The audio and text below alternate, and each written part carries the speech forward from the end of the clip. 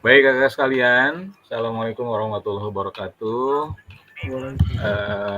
Alhamdulillah pada kesempatan malam hari ini kembali kita bisa bertemu kembali walaupun di tatap maya, dan insya Allah ini di akhir-akhir pertemuan kita Kak ya, karena sekarang sudah pertemuan ke-16 ya dari 19 kali pertemuan tatap maya. Jadi kurang lebih ada 3 sampai 4 pertemuan tatap maya lagi, Kak. Jadi kemarin kita sudah melakukan tatap maya di 3 JP ya, kurang lebih 2 jam, dan pada malam hari ini juga sama 3 JP, Kak, ya 2 jam juga. 2 jam lebih, berapa menit lah gitu ya. Nah, baru malam Minggu besok itu hanya 1 JP. Baik, untuk lebih berkahnya acara kita pada malam hari ini, sekali lagi mohon bantuan kepada Kak Mogi untuk memimpin doa supaya agenda kita bisa berjalan lancar dan penuh keberkahan. Silakan Kak Mogi.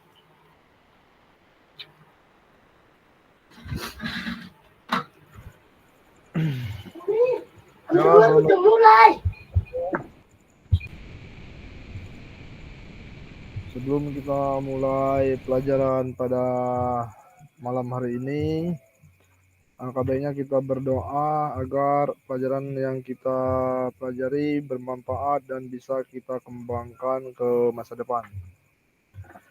Mari kita berdoa di dalam hati, berdoa dimulai. Bismillahirrahmanirrahim.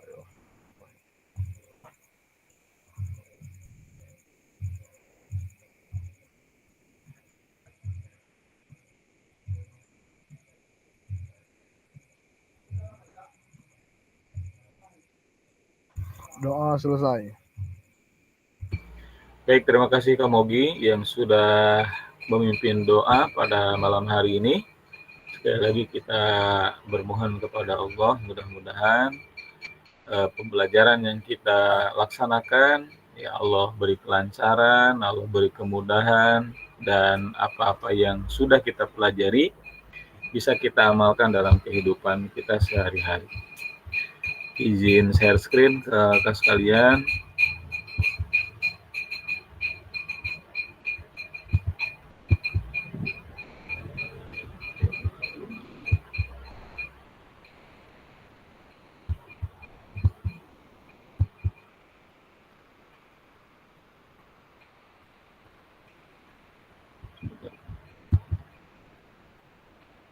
Kak Pilda, apa kabar? Sehat?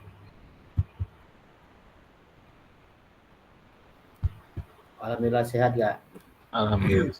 Gimana Kak, PKG-nya masih lancar? PKG atau PPG ya? PKG, PPG. PPG-nya masih ini masih insya Allah sehari 2 hari ini upload video mungkin. Oh, Masya Allah. Mudah-mudahan dilancarkan juga ya. Iya. Baik, sudah kelihatan Kak slide-nya? Baik, kakak sekalian,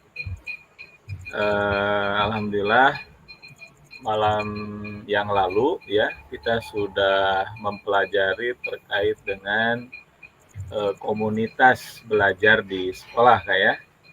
Nah, untuk pada malam hari ini kita lebih bagaimana bisa merancang ya pembelajaran berbasis proyek dengan komunitas belajar di sekolah.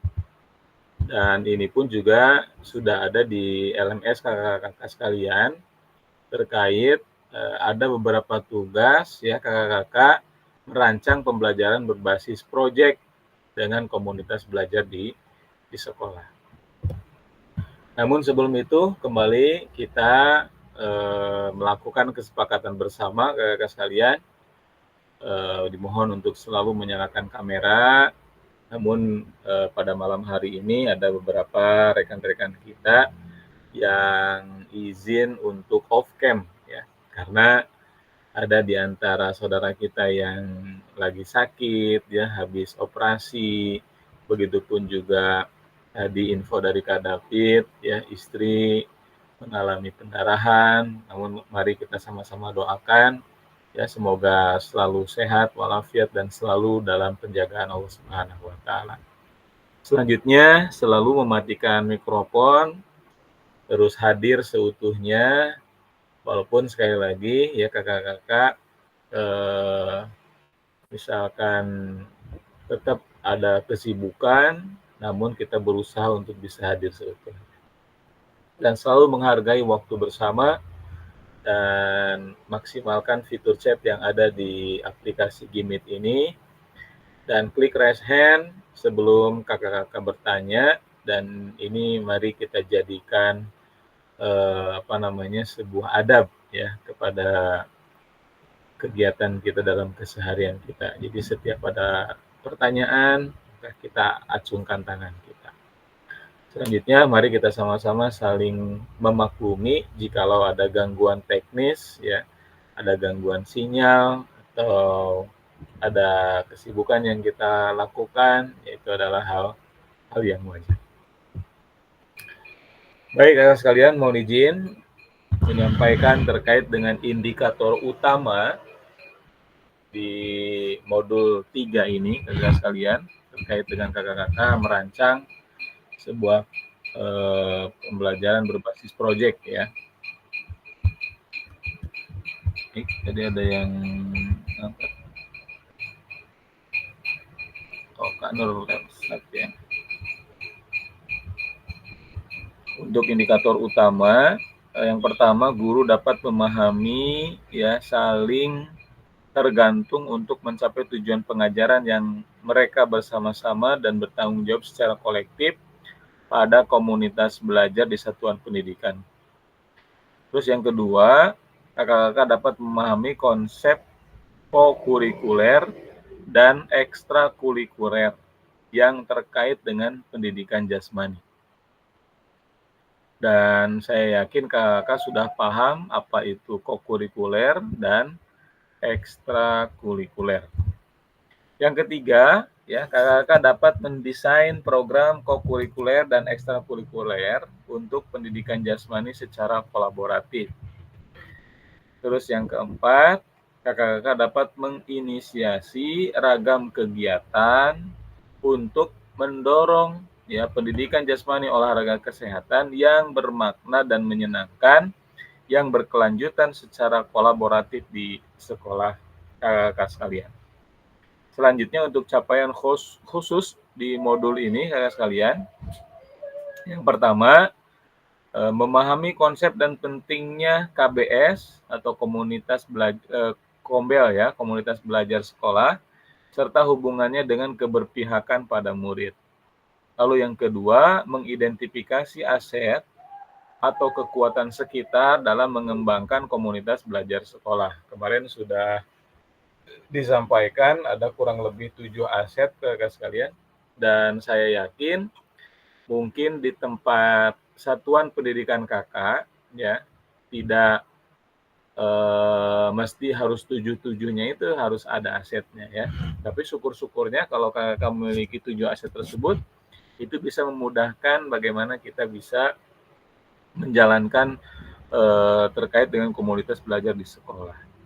Terus yang kedua ya, yang ketiga, harapannya nanti kakak bisa merancang program kegiatan KBS, dan yang terakhir merancang pembelajaran berbasis proyek untuk intrakurikuler, kokurikuler atau P5 ya, secara kolaboratif dengan rekan sejawat dalam KBS menggunakan model pembelajaran yang sudah dipelajari. Nanti saya akan coba tampilkan kakak sekalian yang saya sudah lakukan terkait dengan pembelajaran berbasis proyek di satuan pendidikan, khususnya di sekolah saya.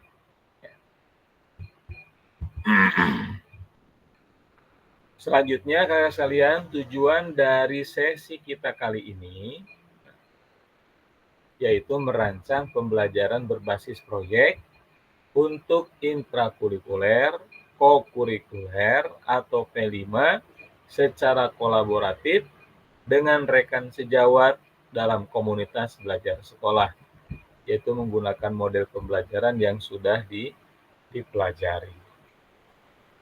Baik, kakak-kakak sekalian. Nah, mari kita kembali ya berbagi praktek baik terkait dengan pembelajaran berbasis proyek, kakak-kakak sekalian.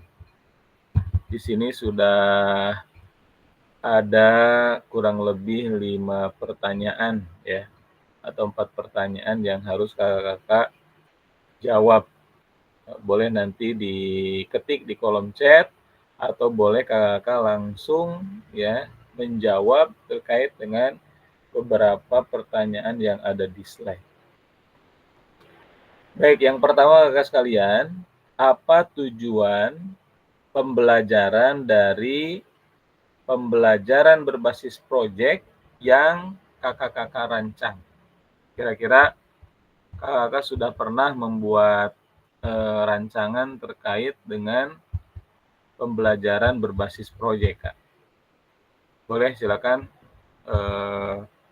kakak-kakak yang sekarang sudah hadir bersama kita untuk memberikan berbagi praktek baiknya, Kak. Boleh silakan, Kak. Atau dari Kak Mogi, atau dari Kak Pilda, atau Kak David yang sekarang juga sudah membersamai kita semua. Silakan, kakak sekalian.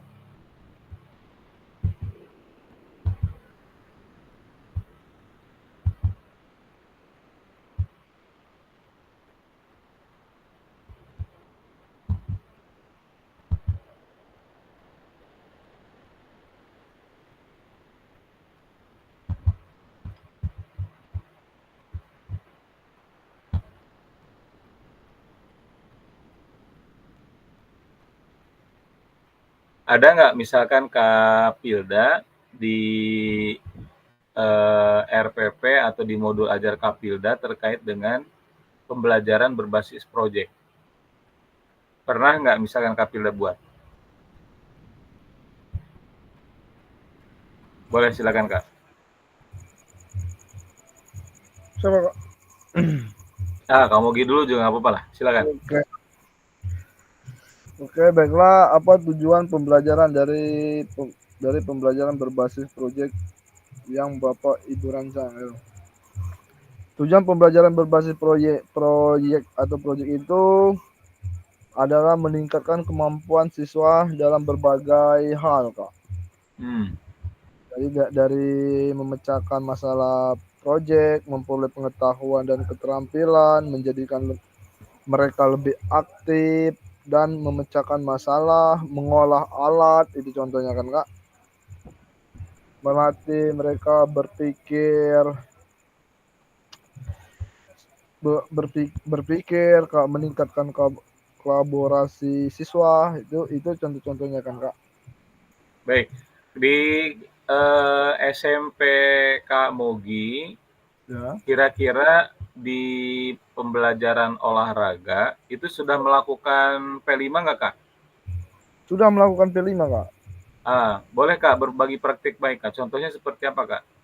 Jadi contohnya dari berbagai praktik baik dari P5 kemarin, yang terutama kan yang baru selesai kita lakukan kan, Kak? Ya. Jadi di P5 ini tadi kami itu materinya itu demokrasi, Kak. Demokrasi ya? Ya, berarti nggak ada hubungannya dengan olahraga kalau gitu kan? Nggak ada kalau olahraga yang ini tadi, Kak. Tapi yang kemarinnya ada, Kak, itu namanya yang ada proyek itu lomba permainan tradisional, Kak. Jadi kan kalau di tempat kakak itu ada pembelajaran berbasis proyek itu dikaitkan dengan P5. Contoh misalkan kita kerjasama dengan puskesmas ya. Biasanya ada pembagian pil darah gitu kan. Pil penambah darah untuk bagi para perempuan. Atau kita ada program misalkan senam Jumat bersama gitu kan, atau disingkat menjadi sejusa, misalkan kan senam Jumat bersama, atau misalkan Jumat bersih. Nah, jadi kakak-kakak sekalian, ya, mengapa pembelajaran berbasis proyek? Ya, jadi pembelajaran berbasis proyek ini memberikan peluang kepada peserta didik untuk membangun kualitas, Kak. Contoh tadi dikatakan oleh Kak Mogi untuk pemecahan masalah, ya. Terus anak-anak bisa bertanggung jawab, bisa bekerja sama dengan orang lain, ya.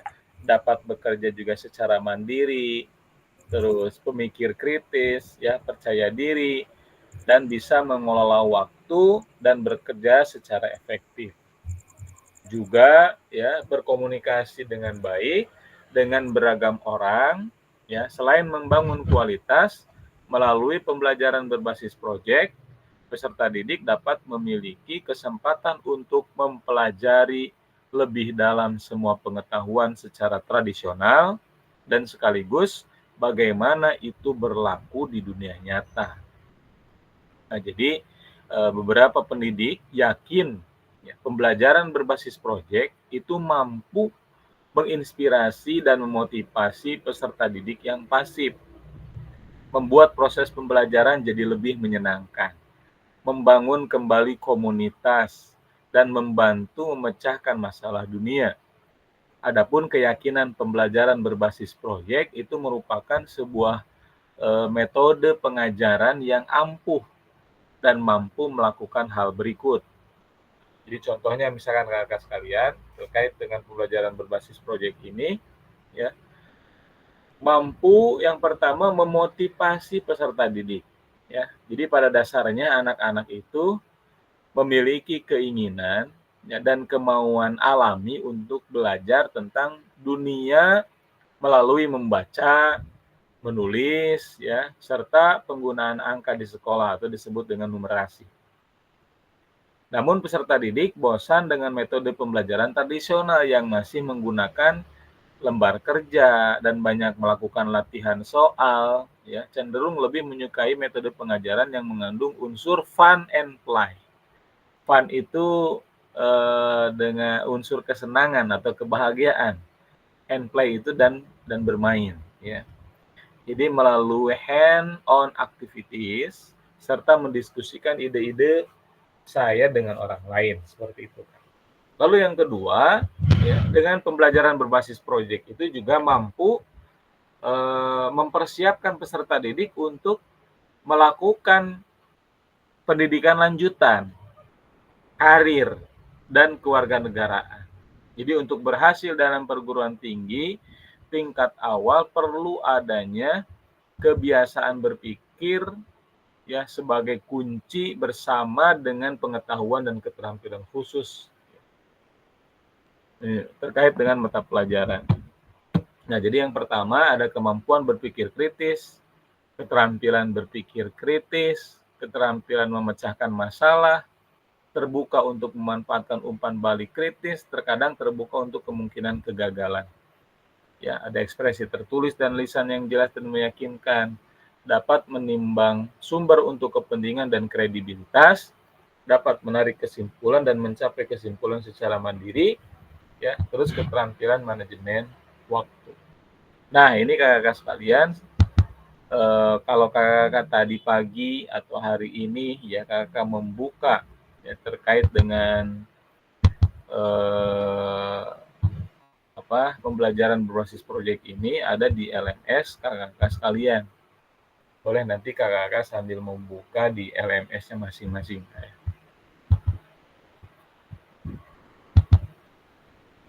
Kakak-kakak sekalian,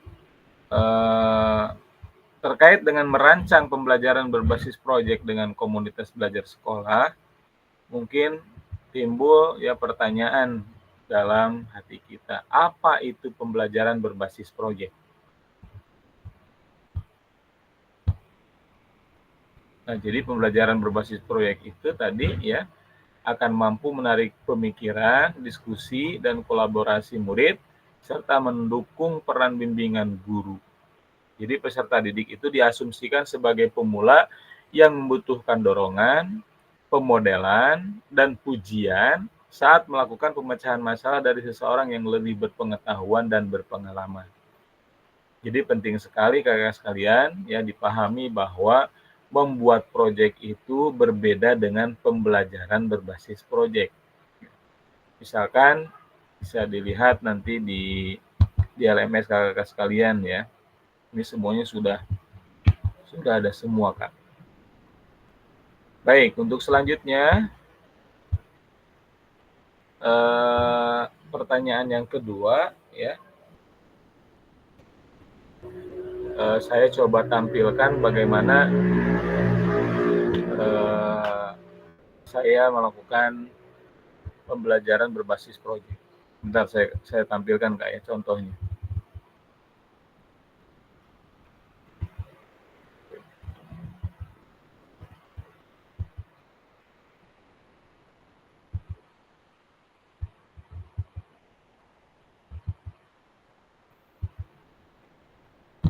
Ya, coba kita lihat Kak. Sudah kelihatan Kak Mogi?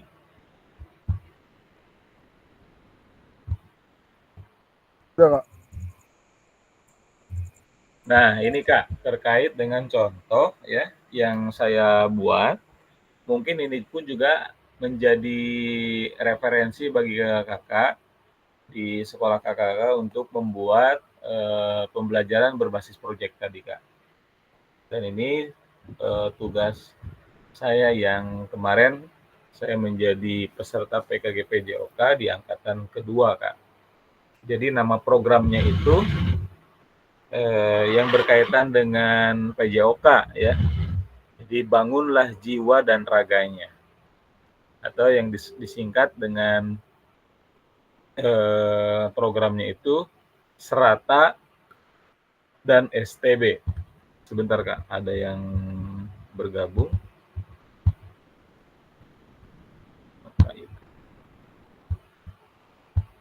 Baik, kita lanjutkan Kak ya. Jadi programnya itu Kak, kalau di sekolah kami kemarin ya, melakukan senam kebugaran ya, terus ada program sarapan sehat, ya, pemberian tablet tambah darah. Jadi disingkat dengan Serata. Se-nya senam kebugaran, ra-nya sarapan sehat, dan ta-nya itu pemberian tablet tambah darah. Sementara untuk STB yaitu sekolah tanpa bullying. Karena kalau kita lihat kakak sekalian ya bagaimana begitu maraknya ya di dunia pendidikan terkait dengan bullying ini ya. Dan bullying ini mulai dari tingkat TK, SD, SMP, SMA, bahkan ya tingkat perguruan tinggi pun juga masih ada pembulian. Ini seharusnya yang harus menjadi pemikiran kita bersama bagaimana untuk memberikan solusi terkait dengan bullying ini. Nah, terkait dengan latar belakang ya pembelajaran berbasis proyek yang saya lakukan ke sekalian, ini yang pertama kita harus memiliki visi ya untuk memfasilitasi pembelajaran PJOK yang berpusat pada peserta didik. Dan ini tujuan yang harus kita fokuskan sekarang. Karena sekali lagi ya visi kita dalam melakukan pembelajaran olahraga khususnya di yang berbasis proyek ini ya untuk memfasilitasi pembelajaran PJOK yang berpusat pada peserta didik dengan pelibatan komunitas belajar sekolah dalam pelaksanaan program. Jadi kita melibatkan juga teman-teman sejawat kita atau guru-guru mapel yang lain Kak. Jadi bukan hanya sekedar guru PJOK saja ya. Nah, program ini ya sebagai bagian dari pelaksanaan proyek penguatan profil pelajar Pancasila atau disingkat menjadi P5 Kak. Jadi kami ya itu khususkan untuk jenjang kelas 11, PA di sini putra, PI putri Kak. Dan ada juga kelas Quran yaitu dengan tema bangunlah jiwa dan raganya. Karena kalau kita lihat ke sekalian bagaimana ya anak-anak ini kan di zaman sekarang itu perilaku malas gerak ya atau mager. Maka dampak pengaruh gadget mengakibatkan peserta didik mudah lelah sehingga perlunya program yang meningkatkan derajat kebugaran jasmaninya. Ini yang harus kita bangunkan. Karena kalau kita lihat mulai kita bangun pagi ya, terus sarapan pagi, terus misalkan belajar, istirahat, itu anak-anak kita tidak lepas dari HP dan menjadi orang-orang yang malas gerak atau mager. Dan ini kita lihat bagaimana mulai tergerusnya moralitas pada peserta didik ini menjadikan perilaku bullying rentan terjadi. Nah, oleh karena itu, pendidikan moral dianggap sangat krusial untuk mencegah perilaku bullying. Nah, maka kebetulan di sekolah kami di SMA ITA Ikro itu memiliki aset atau modal utama atau punya kekuatan, Kak. Ya. Mulai dari manusianya, aset manusia, terus aset sosialnya, aset politik, aset fisik lingkungan, dan tentunya finansial yang berkontribusi positif terhadap program. Jadi untuk mewujudkan kepemimpinan peserta didik ya melalui program yang mengakomodasi choice, dan ownership untuk membentuk karakter profil pelajar Pancasila. Adapun kakak-kakak sekalian, tujuan program yang kami buat ya itu tidak lain, yang pertama memfasilitasi pembelajaran PJOK yang berpusat pada peserta didik dengan pelibatan komunitas belajar di sekolah. Terus mewujudkan peserta didik yang aktif, ya, produktif, raga yang bugar dan jiwanya yang sehat. Lalu yang ketiga, membentuk karakter profil pelajar Pancasila, yaitu dengan etika dan moralitas yang baik yang berlandaskan pada ajaran agama. Karena kebetulan ya kami di sekolah kami kan sekolah menengah atas Islam terpadu. Jadi memadukan antara kurikulum Diknas dengan kurikulum kekhasan sekolah kami. Dan yang keempat mewujudkan jiwa kepemimpinan ya, jadi peserta didik yaitu melalui student agency ya, melalui program yang berpihak. Nah, ini terkait dengan capaian programnya, Kak.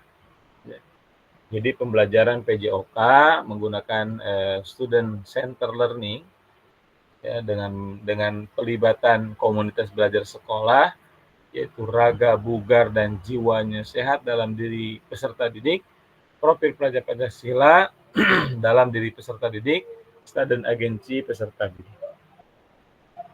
Lalu langkah-langkah yang kami lakukan, Kak, ya berdiskusi. Salah satunya yang pertama kita berdiskusi dulu bersama dengan pimpinan di sekolah kita. Misalkan kalau kakak-kakak mau membuat program seperti ini, diskusikan dulu dengan kepala sekolah. Baru nanti diskusi juga dengan para staf yang ada di tata usaha dan peserta didik ya tentang rencana realisasi program Serata dan STB. Nah, ini pentingnya bagaimana kita merancang pembelajaran berbasis proyek. Ada langkah-langkahnya, ada tahap-tahapannya di sini. Jadi guru PJOK mempelopori diskusi kita yang sebetulnya punya keinginan atau membuat program tersebut, kakak sekalian, peserta didik dilibatkan dalam diskusi rencana program. Nah, ini di pekan 1 November ya di hari Senin, Kak. Itu sudah kami berbincang-bincang dengan pimpinan kami di sekolah. Nah, selanjutnya pelaksanaan yang kami lakukan tadi ya, yaitu kalau senam bugar itu pelaksanaannya Selasa dan Kamis. Kalau sarapan sehat, pemberian tablet tambah darah, terus buat poster anti bullying, persiapan festival olahraga tradisional, dan pameran poster ya anti bullying. Gitu, Kak. Ini yang dilaksanakan di pekan ketiga. Sementara masih di pekan pertama itu tadi, ya, materi yang kami sampaikan tadi terkait dengan kebugaran jasmani, ya, gizi seimbang, pencegahan bullying, pelatihan senam, ya, project poster anti bullying. Nah, itu juga sama di pekan 1 November, Selasa kami. Jadi guru sebagai fasilitator, ya, pihak PKM, pemateri, peserta didik menentukan jenis senam dan jenis poster. Jadi nanti disepakati dulu senamnya senam kebugaran apa. Terus poster yang kita buat tuh jenisnya seperti apa. Nah, ini terkait dengan pelaksanaan, ya, senam bugar Selasa dan Kamis, sarapan sehat, pemberian tablet tambah darah, dan proyek poster anti bullying. Nah, jadi guru PJOK dan fasilitator memantau kegiatan proyek poster anti bullying, peserta didik atau instruktur senam. Nah, ini kakak sekalian terkait dengan capaian program dan langkah-langkah juga hasil sejalan capaian. Selanjutnya, kita juga membuat, ya, struktur program dan mitra Kombea. Ya. Misalkan kita tentukan dulu waktunya kapan. Jadi program Serata dan Setali, ya, adalah program P5 yang dilaksanakan pada bulan November 2024 selama 4 pekan, kan. Jadi November ini nih sudah dimulai nih, sudah kami rancang. Misalkan tadi Selasa dan Kamis itu meliputi tahap sosialisasi, pelaksanaan festival, pameran, dan evaluasi.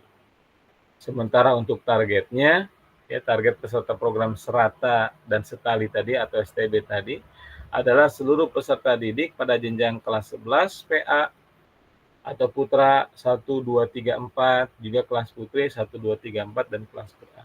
Nah, jumlah peserta didik adalah 235 orang, Kak, dengan rentan usia rata-rata 16 tahun. Lalu selanjutnya terkait dengan tempat, ya. Jadi pelaksanaan program senam bugar, sarapan sehat, dan festival olahraga itu dilaksanakan di lapangan olahraga tentunya. Dan saya yakin, ya, di sekolah kakak-kakak juga ada lapangan yang bisa digunakan untuk terkait dengan pembelajaran berbasis proyek ini. Yaitu pemberian materi bisa di kelas, bisa di masjid, ya, atau pameran poster bisa di lab digital.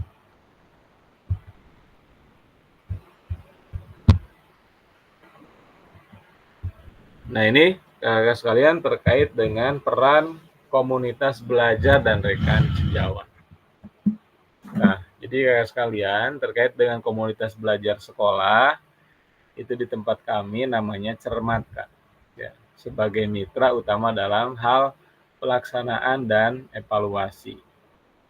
Terus rekan sejawat yang terlibat, ini pada beberapa orang ustadz dan ustazah atau yang disebut dengan tim penyusun modul P5, dan ada rekan sejawat yang terlibat terkait dengan pendamping proyek, Kak.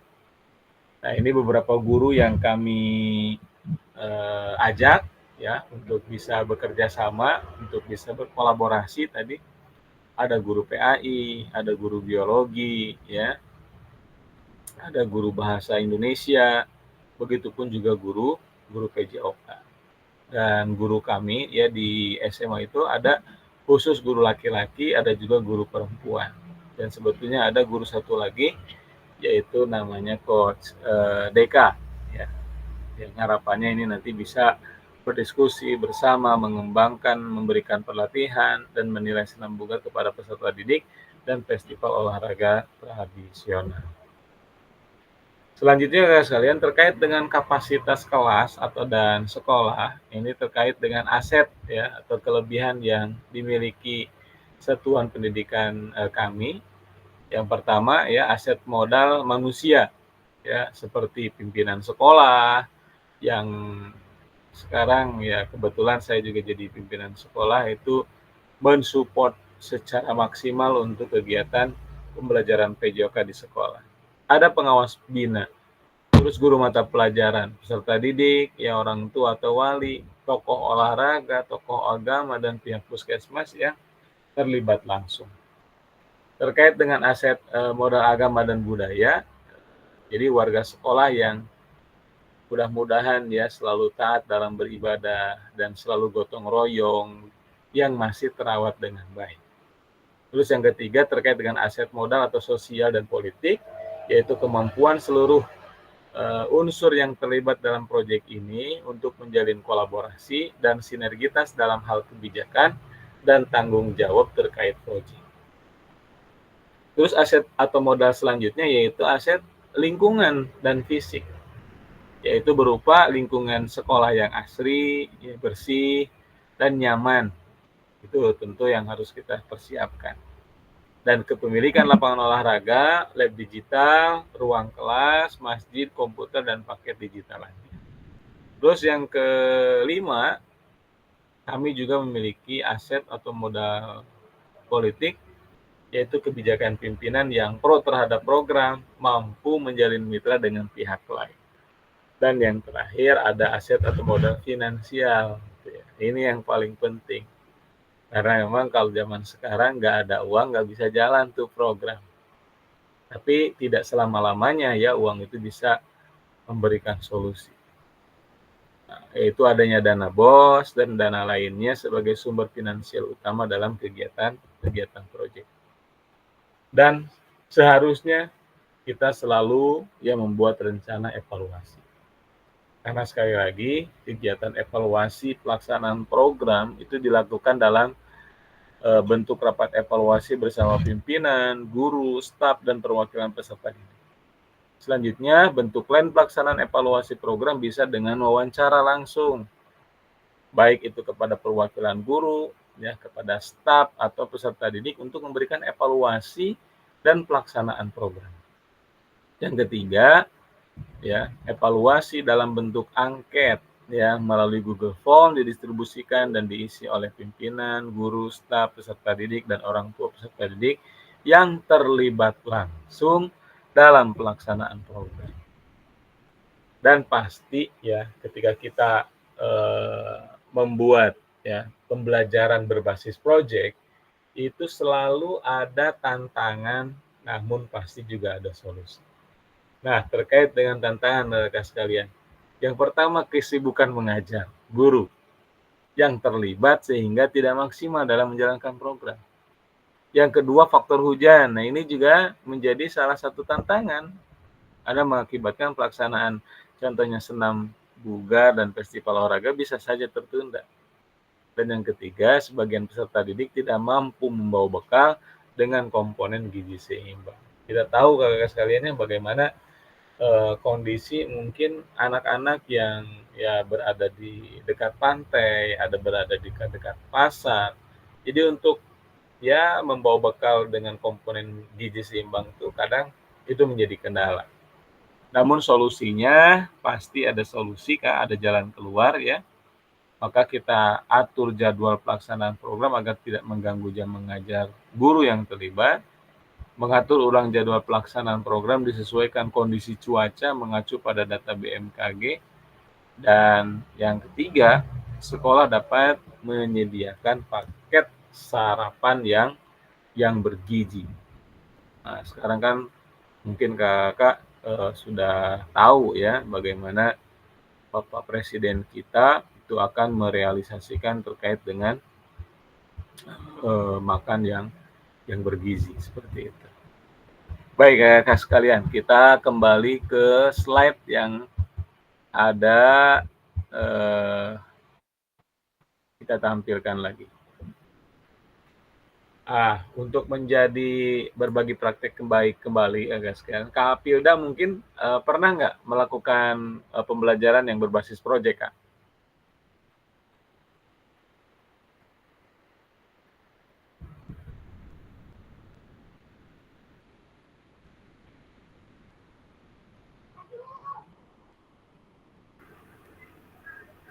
Di sekolah kakak pernah melakukan nggak, Kak?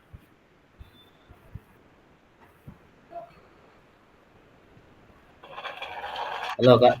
Ya, lanjut, Kak. Silakan, Kak. Untuk pembelajaran PJOK berbasis proyek, saya pernah melakukan itu seperti ketika peserta didik itu masih mengalami kekurangan atau nilainya dianggap belum tuntas itu, Kak, ada Iya. penugasan seperti membuat lintasan lari di karton atau membuat miniatur bola dari tanah liat gitu, Kak. Seperti itu yang pernah saya buat. Nah, sebetulnya untuk pembelajaran berbasis proyek itu tidak hanya seperti itu, Kak. Jadi kita rancang betul-betul tadi terkait dengan proyek-proyek, contoh misalkan dalam pelaksanaan senam kebugaran ya, atau senam mungkin di sekolah kakak ada senam seperti apa setiap hari Rabu pagi misalnya kan, apa setiap hari Jumat pagi. Nah itu sebetulnya pembelajaran yang berbasis proyek itu seperti itu, kita rancang seperti itu. Nah selanjutnya kakak sekalian, ada tipe proyek mungkin yang kakak pilih untuk pembelajaran berbasis proyek. Ini tadi ada terkait dengan memecahkan masalah dalam dunia nyata, terus tantangan membuat karya. Nah tadi kakak ya terkait dengan tugas membuat karya juga bisa seperti itu. Terus eksplorasi jawaban dari pertanyaan yang abstrak, terus melakukan investigasi dan memilih sikap dalam sebuah isu yang ada. Baik, selanjutnya kakak sekalian,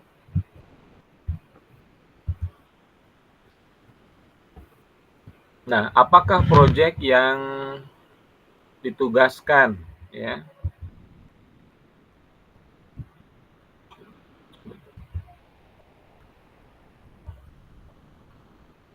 sebentar Kak, saya izin untuk cari cas laptop karena hampir mati. Boleh nanti Kak Pilda silakan dibaca dulu yang 3 poin ini Kak, boleh dibantu.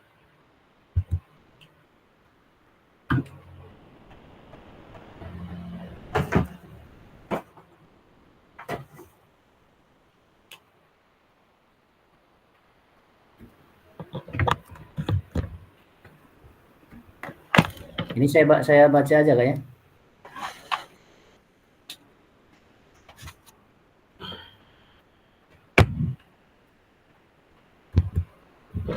Ya, silakan Kak. Oke.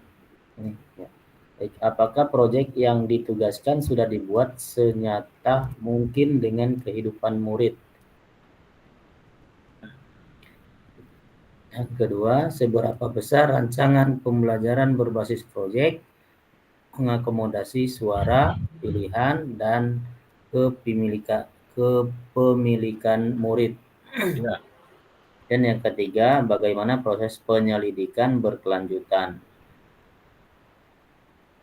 yang terjadi dalam rancangan pembelajaran berbasis proyek yang dipresentasikan. Nah, kakak sekalian, ya. Lalu bagaimana membuat pembelajaran berbasis proyek yang otentik? Ya. Otentik itu ada yang tahu Kak? Apa definisi dari otentik? Nyata, Kak. Nyata, ya, atau original gitu ya. Jadi bukan direka-reka ya. Nah, maka yang pertama, tugas yang diselesaikan murid dan alat yang mereka gunakan itu sesuai dengan apa yang dilakukan orang di dunia nyata. Ini yang dimaksud dengan otentik. Contoh misalkan mendesain lapangan ya atau tempat latihan. Kalau situs web sekolah ini berkaitan dengan digital ya. Terus yang kedua, mengelola kompetisi olahraga. Nah, kemarin kita di pembelajaran tatap muka ya, kita sudah mempelajari terkait dengan pembelajaran SEM ya, Sport Education Model ya. Terus juga termasuk menyiapkan anggaran, melakukan survei telepon atau menulis surat kepada pihak-pihak eksternal. Ini terkait dengan bagaimana kita membuat pembelajaran berbasis proyek yang otentik.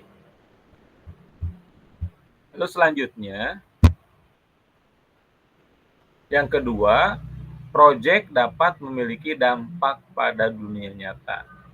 Ini contoh, murid melakukan presentasi di dewan sekolah yang mengusulkan desain taman sekolah sekaligus tempat berolahraga.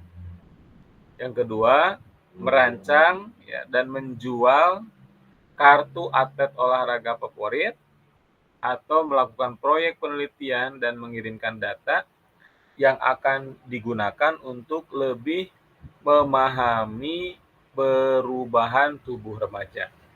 Nah, ini kan tadi yang saya buat itu ada program kemitraan, ada program kerjasama dengan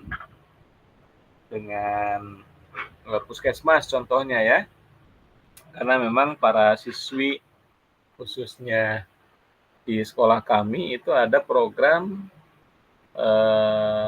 tambah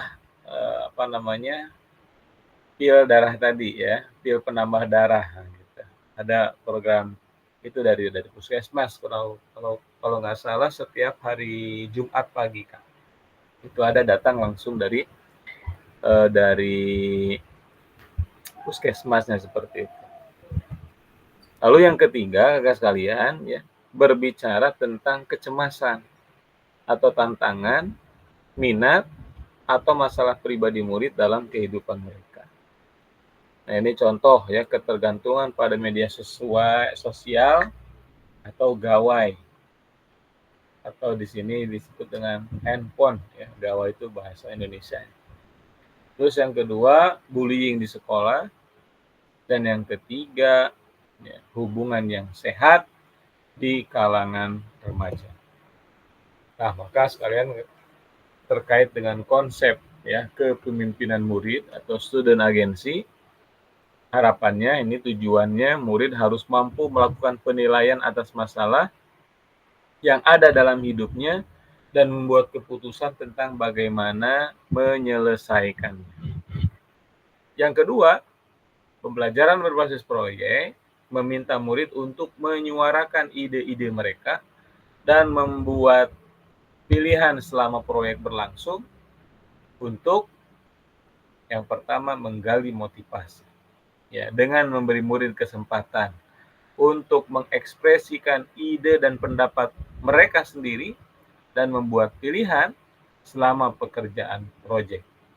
Terus yang kedua, melatih atau dalam tanda kutip ya the cognitive act ya, dengan menunjukkan bahwa suara dan pilihan mereka merupakan langkah pertama untuk berpikir kritis dan pemecahan masalah. Selanjutnya, guru memiliki tanggung jawab untuk menentukan berapa banyak pilihan yang harus diketahui oleh murid dan jenis pilihan apa yang paling bermanfaat bagi pembelajaran mereka dan untuk menyelesaikan proyek. Dan yang terakhir, ya, tingkat suara dan pilihan harus dibuat dengan memperhatikan kebutuhan, kemampuan murid, dan pembinaan apa yang akan tersedia. Selanjutnya terkait dengan penyelidikan berkelanjutan atau sustained inquiry. Ya, jadi tujuannya kakak sekalian murid mampu menghadapi masalah dan pertanyaan yang baru dalam hidupnya.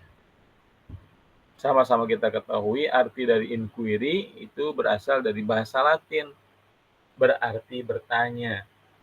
Jadi pembelajaran berbasis proyek ini dimulai dengan murid bertanya, apa yang sudah kita ketahui dan apa yang perlu kita ketahui. Nah, ini untuk memecahkan masalah atau menjawab pertanyaan pemantik yang ada. Yang selanjutnya, pertanyaan-pertanyaan ini mengarahkan murid untuk mengidentifikasi dan menginvestigasi apa yang akan dilakukan, tugas apa yang harus diselesaikan, dan bagaimana rancangan karya yang akan mereka buat. Selanjutnya, saat murid menemukan jawaban atas pertanyaan awal mereka, pertanyaan baru muncul dan mereka mencari lebih banyak jawaban. Penyelidikan yang mereka lakukan menjadi sebuah siklus atau spiral saat murid menggali lebih dalam dan lebih dalam lagi. Yang selanjutnya, guru menyusun pertanyaan atau proses penyelidikan murid dan memandu kegiatan belajar menuju tujuan proyek. Jadi guru perlu memberikan kepercayaan pada murid tentang belajar lebih efisien, lebih cepat, dan lebih dalam. Guru memberi pemahaman kepada murid mengapa mereka belajar dan tujuan dari pembelajaran. Yang terakhir, upaya pencarian solusi atau jawaban dengan sengaja dan terarah inilah yang menjadi inti dari penyelidikan. Untuk selanjutnya, kakak sekalian, mari kita refleksi ya. Apa pelajaran yang kakak dapatkan pada hari ini? Silakan kembali ke Kak Mogi atau Kak Pilda.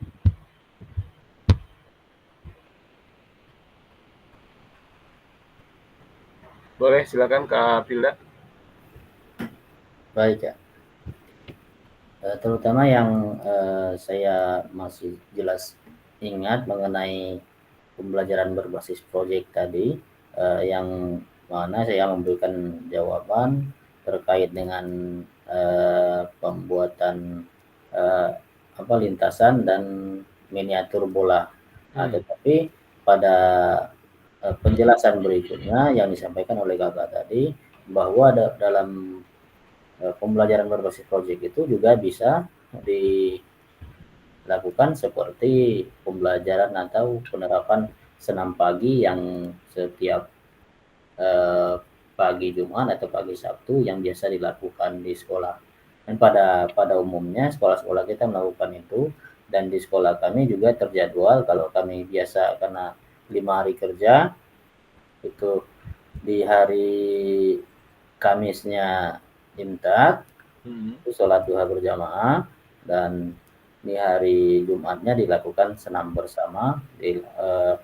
Kadang-kadang juga ada petugas dari puskesmas datang dan melakukan sosialisasi terhadap kesehatan dan memberikan tablet tambah darah untuk anak-anak atau peserta didik perempuan. Gitu ya.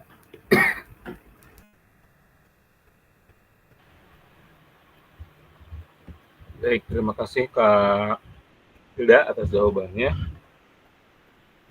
Jadi ketika kita sudah mengetahui terkait dengan bagaimana kita merancang pembelajaran yang berbasis proyek tadi, insya Allah tadi kita akan bisa banyak ya memotivasi untuk para siswa bisa ikut aktif dalam pembelajaran khususnya di PJOK.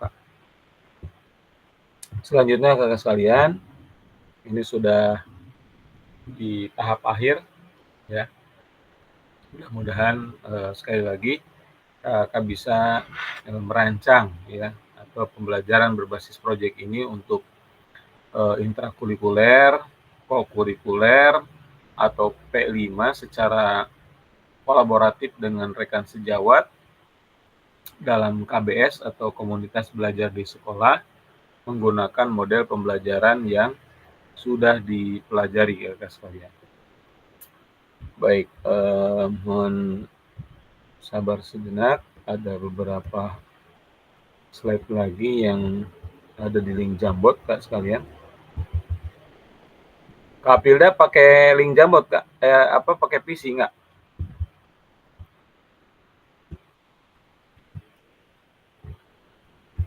Pakai PC ya? Pakai ya. Mudah-mudahan bisa dibuka. Kalau kemarin nggak bisa dibuka.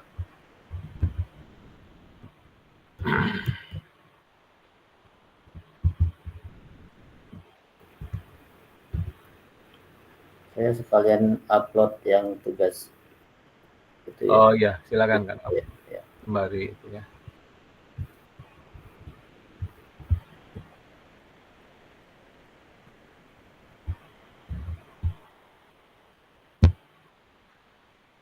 Ini terkait dengan kata kunci pertanyaan refleksi.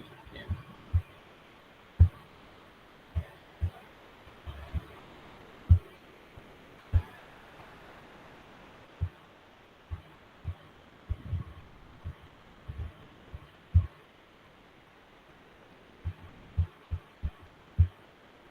Sudah.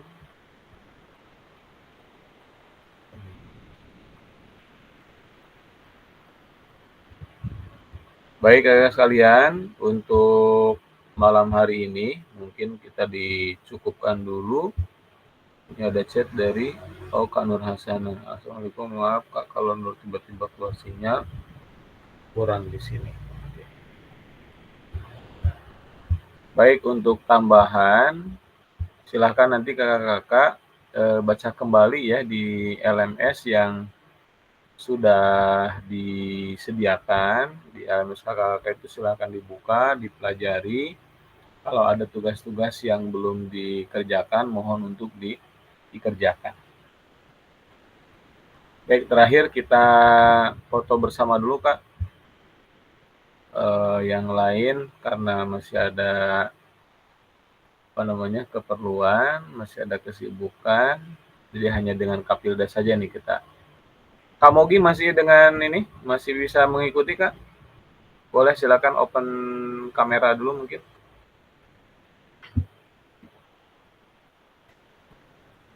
Oh, kayaknya masih ini ya, kendala di sinyal. Baik, Kak Pilda, kita foto dulu untuk yang sesi terakhir ini. 1, 2, 3. Oke.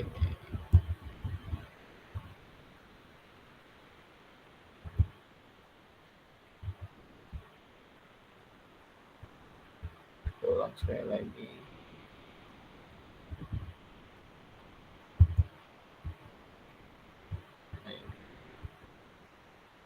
Bisa lah. Siap, 1, 2, 3.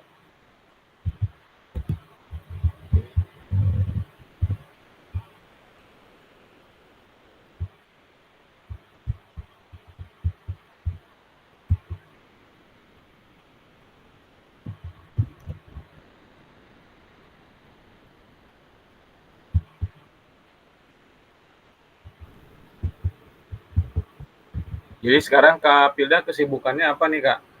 Selain PPG berarti tinggal beberapa pertemuan lagi yang PPG? PPG itu sampai tanggal 10 ini terakhir, tanggal 10 kan terakhir upload ini nih Kak, video UKIN.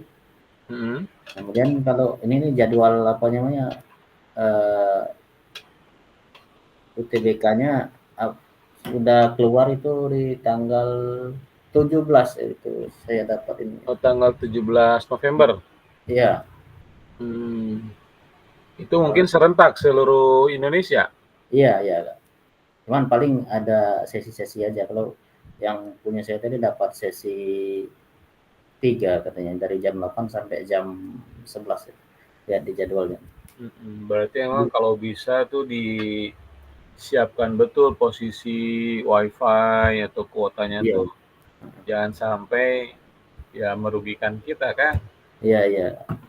Apalagi ini terkait dengan ujian nasional gitu kan. Ya sekali lagi mudah-mudahan kakak-kakak yang mengikuti PPG, di sini ada Kak Pilda, ada Kak Victor, terus Kak Yutri ya.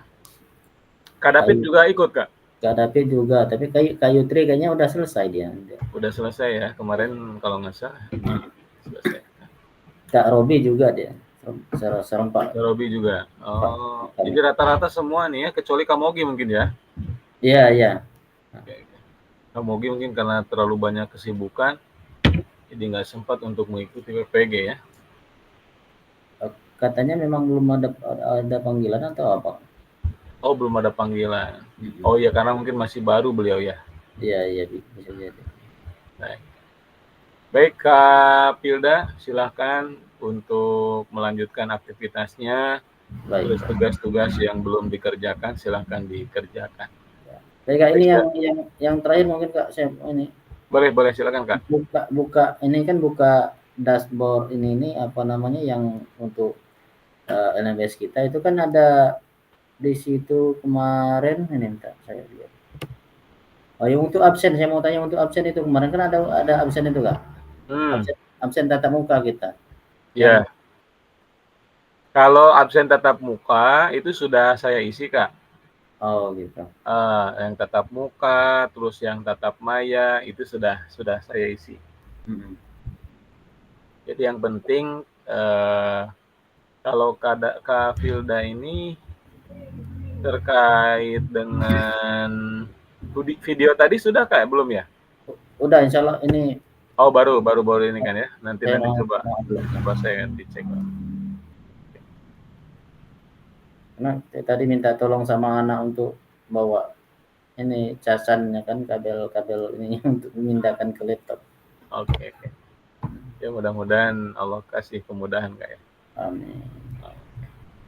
Baik Kak sekalian, kita tutup pertemuan kita dengan bersama-sama melafazkan Alhamdulillahirabbil alamin. Sekali lagi mudah-mudahan apa yang kita pelajari pada malam hari ini bisa kita aplikasikan dalam kehidupan sehari-hari. Mohon izin untuk kami matikan rekodnya dan langsung pamit Kak ya. Assalamualaikum warahmatullahi wabarakatuh. Assalamualaikum warahmatullahi wabarakatuh.